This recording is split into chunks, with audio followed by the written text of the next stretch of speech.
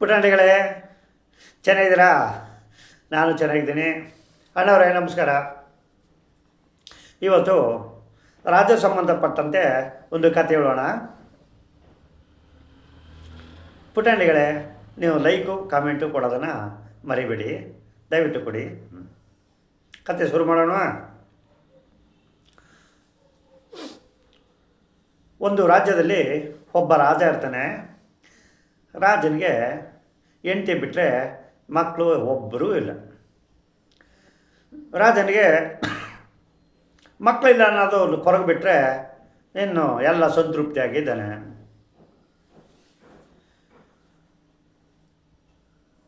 ಮಹಾರಾಣಿ ಒಂದು ದಿನ ಈಜುಕೊಳದೊಳಗೆ ಸ್ನಾನ ಮಾಡೋಕ್ಕೆ ಹೋಗ್ತಾ ಇರ್ತಾಳೆ. ಅಲ್ಲಿ ಒಂದು ಹಾವು ಕಪ್ಪೆನ ಅಟ್ಟಾಡಿಸ್ಕೊಂಡು ಬರೋದನ್ನು ಮಹಾರಾಣಿ ನೋಡಿಬಿಡ್ತಾಳೆ. ಅಯ್ಯೋ, ಹಾವು ಕಪ್ಪೆನ ತಿನ್ನೋಕ್ಕೆ ಅಟ್ಟಾಡಿಸ್ಕೊಂಡು ಬರ್ತಾ ಇದೆಯಲ್ಲ ಅಂತ ತಿಳ್ಕೊಂಡು ಒಂದು ಕೋಲು ತಗೊಂಡು ಹಾವನ್ನ ಓಡಿಸ್ಬಿಡ್ತಾಳೆ. ಆಗ ಕಪ್ಪೆ ಹೇಳುತ್ತೆ, ಮಹಾರಾಣಿಯವರೇ, ನನ್ನ ಪ್ರಾಣನ ಉಳಿಸಿದ್ರಿ, ತುಂಬ ಧನ್ಯವಾದಗಳು. ನನ್ನನ್ನೇನಾದರೂ ಹಾವು ತಿಂದಾಕ್ಬಿಟ್ಟಿದ್ರೆ ನನ್ನ ಮಕ್ಕಳು ಹೆಂಡತಿ ಎಲ್ಲ ತಪ್ಪಲೆ ಆಗೋರು, ಆದ್ದರಿಂದ ನನ್ನ ಪ್ರಾಣ ಉಳಿಸಿದ್ರಿ, ತುಂಬ ಧನ್ಯವಾದಗಳು ಅಂತ ಹೇಳುತ್ತೆ. ಆಯ್ತಪ್ಪ ಕಪ್ಪೆರಾಯ, ನನ್ನ ಕೆಲಸ ನಾನು ಮಾಡಿದ್ದೀನಿ, ಹೋಗು ಬದುಕಿ ಹೋಗು ಅಂಥೇಳಿ ಕಳಿಸುತ್ತೆ. ಆಗ ಕಪ್ಪೆ ಹೇಳುತ್ತೆ, ಮಹಾರಾಣಿಯವರೇ, ನಿಮಗೆ ಮಕ್ಕಳಿಲ್ಲ ಕೊರಗು ತುಂಬ ಕಾಡ್ತಾ ಇದೆಯಲ್ವಾ, ಅತಿ ಶೀಘ್ರದಲ್ಲಿ ನಿಮಗೆ ಶುಭ ಸಂದೇಶಗಳು ಬರ್ತವೆ ಅಂತ ಹೇಳ್ಬಿಟ್ಟಮ್ಮ ಕೊಳಕ್ಕೋಗಿ ಮುಳಿಕತ್ತದೆ ಕಪ್ಪೆ. ಆಗ ಕಪ್ಪೆ ಮಾತಂತೆ ಮಹಾರಾಣಿ ಗರ್ಭವತಿ ಇದ್ದಾಳೆ, ಒಂದು ಹೆಣ್ಣು ಮಗನು ಆಗತ್ತೆ. ರಾಜನಿಗೆ ಎಲ್ಲಿಲ್ಲದ ಒಂದು ಸಂತೋಷ ತುಂಬಿ ತುಳುಕುತ್ತೆ. ನನ್ನ ಮಗಳನ್ನ ನಾಮಕರಣಕ್ಕೆ ಎಲ್ಲ ದೇಶ ರಾಜಕುಮಾರನು ಬರಮಾಡ್ತೀನಿ, ಇನ್ವೈಟ್ ಮಾಡ್ತೀನಿ ಅಂದ್ಬಿಟ್ಟು ಹೇಳಿ ಹೋಗಿ ಇನ್ವಿಟೇಷನ್ ಕಾರ್ಡ್ಗಳೆಲ್ಲ ಪ್ರಿಂಟ್ ಮಾಡಿಸ್ಕೊಂಡು ಸೇನಾಧಿಪತಿಗೆ ಕೊಟ್ಬಿಟ್ಟು ಎಲ್ಲ ದೇಶ ರಾಜಕುಮಾರರನ್ನು ಬರಮಾಡಿ ನನ್ನ ಮಗಳ ನಾಮಕರಣಕ್ಕೆ ಅಂದ್ಬಿಟ್ಟು ಹೇಳಿ ಕಳಿಸ್ತಾರೆ. ಈ ರಾಜ ಏನು ಮಾಡ್ತಾನೆ, ನಾನು ದೇವಲೋಕಕ್ಕೆ ಹೋಗಿ ದೇವತೆಗಳೆಲ್ಲ ಇನ್ವೈಟ್ ಮಾಡ್ಕೊಬರ್ತೀನಿ ಅಂದ್ಬಿಟ್ಟು ಹೇಳಿ ಮಹಾರಾಜ ದೇವಲೋಕಕ್ಕೆ ಹೊರಟೋಗ್ಬಿಡ್ತಾನೆ. ಸರಿ, ನಾಮಕರಣ ದಿನ ಬಂತು, ದೇವತೆಗಳು ಬಂದರು, ರಾಜ ಮಹಾರಾಜಗಳೆಲ್ಲ ಬಂದರು, ನಾಮಕರಣ ನಡೀತಾ ಇದೆ. ಅಲ್ಲಿಗೆ ಕಪ್ಪು ದೇವತೆ ಪ್ರವೇಶ ಮಾಡ್ತಾಳೆ. ಅಲ್ಲಿ ಮಹಾರಾಜನ ಕೇಳ್ತಾಳೆ, ರಾಜ, ನನ್ನನ್ನು ಯಾಕೆ ಇನ್ವೈಟ್ ಮಾಡಿಲ್ಲ ನೀನು ಅಂತ ಕೇಳ್ತಾಳೆ. ಅದಕ್ಕೆ ರಾಜ ಅಂತಾನೆ, ನಾನು ಮರ್ತೇ ಬಿಟ್ಟೆ ತಾಯಿ, ಅದು ಅಲ್ಲದೆ ನಾನು ಇನ್ವೈಟ್ ಮಾಡುವಾಗ ನೀನು ಆ ಜಾಗದಲ್ಲಿ ಇರಲಿಲ್ಲ, ಆಗಲಾಗಿ ಮರ್ತೆ ಅಂತ ಹೇಳ್ತಾರೆ. ಅದಕ್ಕೆ ಕಪ್ಪು ದೇವತೆ ಹೇಳ್ತಾಳೆ, ಇಲ್ಲ ನೀನು ಮರ್ತಿಲ್ಲ, ನೀನು ಬೇಕು ಅಂತ ಮಾಡಿದೀಯಾ, ನನ್ನನ್ನು ಇನ್ವೈಟ್ ಮಾಡಿಲ್ಲ, ಹಾಗಾಗಿ ನಿನ್ನ ಮಗಳಿಗೆ ನಾನು ಶಾಪ ಕೊಡ್ತೀನಿ ಅಂತ ಹೇಳಿ ಶಾಪ ಕೊಟ್ಬಿಡ್ತಾಳೆ. ಏನು ಶಾಪ ಅಂತಂದರೆ, ನಿನ್ನ ಮಗಳು ನನಗೆ ಕಪ್ಪಾಗ್ಬಿಡ್ಲಿ ಅಂತ ಶಾಪ.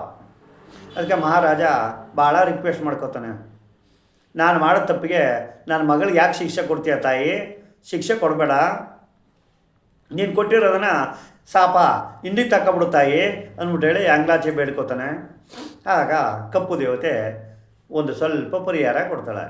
ಏನು ಅಂತಂದರೆ, ನಾನು ಒಂದು ಸರಿ ಕೊಟ್ಟ ಶಾಪನ ಹಿಂದಿಗೆ ತಗೊಳ್ಳೋ ಶಕ್ತಿ ನನಗಿಲ್ಲ, ನಾನು ಆ ಶಿಕ್ಷೆನ ಒಂದು ಸ್ವಲ್ಪ ಕಡಿಮೆ ಮಾಡ್ತೀನಿ ಅಷ್ಟೇ, ಇನ್ನೇನು ಮಾಡೋಕ್ಕಾಗಲ್ಲ. ಕಡಿಮೆ ಅಂತಂದರೆ ಏನು ಅಂತಂದರೆ, ನಿನ್ನ ಮಗಳು ದೊಡ್ಡಾಗಿ ಬೆಳೆದಾದ ಮೇಲೆ ರಾಜ್ಕುಮಾರನ ಮದುವೆ ಆಯ್ತಾ ಇದ್ದಾಗಲೇ ಬಣ್ಣ ಬದಲಾಗ್ತಾಳೆ, ಅದಕ್ಕೆ ನಾನು ಕಡಿಮೆ ಶಿಕ್ಷೆ ಮಾಡಿನಾರಿ ಹೋಗು ಅಂತ ಹೇಳ್ಬಿಟ್ಟು ತಾವೆಲ್ಲ ದೇವಲೋಕಕ್ಕೆ ಹೊಂಟೋಗ್ಬಿಡ್ತಾರೆ. ಇತ್ತ ಬಂದಿದ್ದ ರಾಜ ಮಹಾರಾಜಗಳೆಲ್ಲ ನಾಮಕರಣ ಮುಗಿಸ್ಕೊಂಡು ಅವ್ರವ್ರ ದೇಶಕ್ಕೆ ಹೊಂಟೋಗ್ಬಿಡ್ತಾರೆ. ಕಾಲಕ್ರಮೇಣ ಹಿಂಗೆ ತುಂಬ್ತಾ ಇರ್ತದೆ. ಆ ಮಗು ದೊಡ್ಡದಾದಾಗ ಆಟ ಆಡ್ಲಿಕ್ಕೆ ಹೋದರೆ ಮಕ್ಕಳುಗಳೆಲ್ಲ ರೇಗಿಸ್ತಾ ಇರ್ತಾಳೆ. ಏನು ರೇಗಿಸ್ತಾಳೆ, ಇಷ್ಟು ಸುಂದರವಾಗಿದೆಯಾ, ಇಷ್ಟು ಆಭರಣಗಳನ್ನು ಹಾಕ್ಕೊಂಡಿದೆಯಾ, ಇಂಥ ಬಟ್ಟೆಗಳು ಹಾಕ್ಕೊಂಡಿದೆಯಾ, ಆದರೆ ನಿನ್ನ ಬಣ್ಣ ಒಂದು ಚೂರು ಚೆನ್ನಾಗಿಲ್ಲ, ಕಪ್ಪು ಬಣ್ಣ ಅಂದ್ಬಿಟ್ಟು ಎಲ್ಲ ಚುಡಾಯಿಸ್ತಾ ಇರ್ತಾರೆ. ಮಗುಗೆ ತುಂಬ ಮನಸ್ಸಿಗೆ ನೋವಾಗಿ ಅವರು ತಂದೆ ತಾಯಿಗಳಿಗೆ ಹೇಳ್ತಾರೆ, ಏನು ಅಮ್ಮ ಅಮ್ಮ ನನ್ನನ್ನೆಲ್ಲ ಕಂಡ್ರೆ ಬೇಜಾರು ಮಾಡ್ಕೋತಾರೆ, ಕಪ್ಪಗಿದ್ದೀನಿ ಅಂಥೇಳಿ ನನ್ನನ್ನು ಆಟಕ್ಕೆ ಯಾರೂ ಸೇರಿಸ್ಕೊಳ್ಳಲ್ಲ, ಯಾಕಮ್ಮ ನಾನು ಕಪ್ಪಗಾದೆ ಅಂತ ಕೇಳುತ್ತೆ. ಅದಕ್ಕೆ ಮಹಾರಾಣಿ ಅಂತೇಳಿ ಹೇಳ್ತಾಳೆ, ನೋಡಮ್ಮ ಇದು ದೇವ್ರ ಶಾಪ, ಅವ್ರು ಏನಾದ್ರು ಅಂದ್ಕೊಳ್ಳಿ, ನಾವೇನು ಮಾಡೋಕ್ಕಾಗಲ್ಲ, ನೀನು ಆರಾಮಾಗಿದ್ದು ಬಿಡು, ಯೋಚನೆ ಮಾಡಬೇಡ ತಾಯಿ ಅಂತ ಹೇಳಿ ಆ ಹುಡುಗಿನ ಸಮಾಧಾನ ಮಾಡ್ತಾರೆ. ಆವಾಗ ಮಹಾರಾಣಿ ಒಂದು ಸ್ವಲ್ಪ ಇನ್ನೂ ಎತ್ತರ ಬೆಳೀತಾರೆ. ಆಗ ಅವಳಿಗೆ ಕಾಡಿಗೋಗಿ ಬೇಟೆ ಆಡಬೇಕು ಅನ್ನೋ ಒಂದು ಆಸೆ ಬರ್ತದೆ. ಆಗ ಕುದುರೆ ಮೇಲೆ ಬೇಟೆ ಆಡಲಿಕ್ಕೆ ಈ ಹುಡುಗಿ ಮಗಳು ಬೇಟೆ ಆಡಲಿಕ್ಕೆ ಕುದುರೆ ಹತ್ಕೊಂಡು ಕಾಡಿಗೋಯ್ತಾ ಇರ್ತಾರೆ. ಅದೇ ಸಮಯ ಸರಿಯಾಗಿ ಪಕ್ಕದ ದೇಶದ ರಾಜಕುಮಾರನಿಗೆ 2 ಸಿಂಹಗಳು ಅಟ್ಯಾಕ್ ಮಾಡಿ ಅವನ್ನ ತಿನ್ನಲಿಕ್ಕೆ ಪ್ರಯತ್ನ ಮಾಡ್ತಾ ಇರ್ತವೆ. ಈ ಮಹಾರಾಣಿ ಕುದುರೆ ಹತ್ಕೊಂಡು ಹೋದ್ಲಲ್ಲ, ಕುದುರೆ ಹತ್ಕೊಂಡು ಹೋಗ್ಬೇಕಾದ್ರೆ ಆ ಮಹಾರಾಜನ ಪಕ್ಕದ ದೇಶದ ರಾಜಕುಮಾರನ ಅವಳ ಬಿಲ್ಲು ಬಾಣದಿಂದ ಅವನ ಸುತ್ತ ಬಂದೋಬಸ್ತು ಮಾಡಿ ಆ ರಾಜನ್ನು ಕಾಪಾಡ್ತಾಳೆ. ಸಿಂಹಗಳು ಆ ಬಿಲ್ಲು ಬಾಣಗಳನ್ನ ನೋಡಿಬಿಟ್ಟು ಎದುರ್ಕೊಂಡು ಓಡ್ಬಿಡ್ತವೆ. ಆವಾಗ ಯುವರಾಣಿ ಆ ಹುಡುಗಿ ಇತ್ತಲ್ಲ ಕಪ್ಪಿಗೆ, ಆ ಯುವರಾಣಿ ಈ ಮಹಾರಾಜನ ಏನಾದ್ರು ಪೆಟ್ಟೈತೆ, ಏನಾದ್ರು ನೋವಾಯ್ತೆ ಅಂದ್ಬಿಟ್ಟು ಹೇಳ್ಬಿಟ್ಟಮ್ಮ ಬರಮಾಡ್ಕೊಂಡು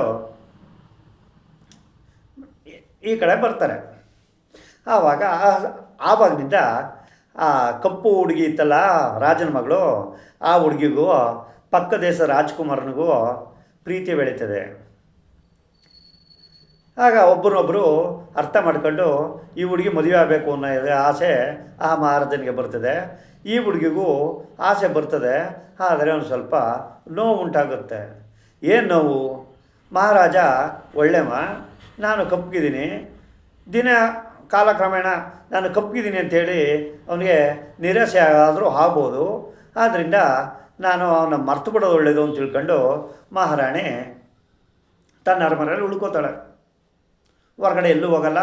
ಮತ್ತು ಪಕ್ಕ ದೇಶ ರಾಜ್ಕುಮಾರನ ಮೀಟ್ ಮಾಡ್ತಾಯಿದ್ರಲ್ಲ, ಆ ಮೀಟ್ನ ಮಾಡ್ತಾಯಿಲ್ಲ.